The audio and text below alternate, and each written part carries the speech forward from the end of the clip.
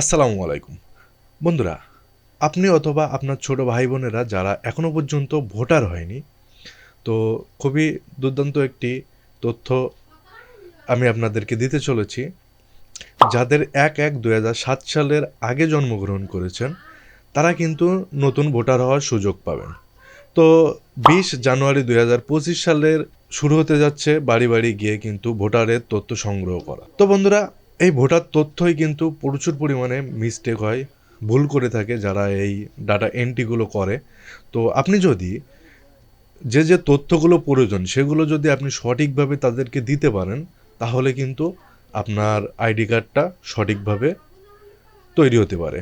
তো বন্ধুরা, চলুন কি প্রয়োজন আপনার আইডি কার্ডটা তৈরি করার জন্য, নতুন আবেদন করার জন্য।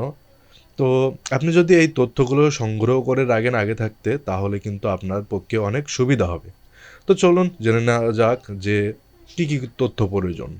১ নাম্বার, অনলাইন জন্ম সনদ, বাংলা ও ইংরেজি। ২ নাম্বার হচ্ছে সকল শিক্ষাগত যোগ্যতার সনদ যদি থাকে। ৩ নাম্বার, পিতামাতার জাতীয় পরিচয়পত্র। ৪ নাম্বার হচ্ছে স্বামী ও স্ত্রীর জাতীয় পরিচয়পত্র ও জন্ম সনদ বিবাহিতদের ক্ষেত্রে। ৫ নাম্বার হচ্ছে নাগরিকত্ব সনদ। ৬ নাম্বার, বিদ্যুৎ বিল। ৭ নাম্বার, চৌকিদারি ট্যাক্সের সনদ। ৮ নাম্বার হচ্ছে পূর্বে কখনো ভোটার হননি এই মর্মে ইউনিয়ন পরিষদ চেয়ারম্যানের প্রত্যয়নপত্র। ৯ নাম্বার হচ্ছে সরকারি হাসপাতাল প্রদত্ত রক্তের গ্রুপ পরীক্ষার সনদ। তো বন্ধুরা, এই তথ্যগুলো যদি আপনি আগে থাকতে সংগ্রহ করে রাখতে পারেন, তাহলে কিন্তু আপনার ভোটার আইডি কার্ড যখন আপনার বাড়িতে যাবে তখন কিন্তু আপনি খুব সহজেই তাদেরকে এই তথ্যগুলো কিন্তু দিয়ে দিতে পারবেন।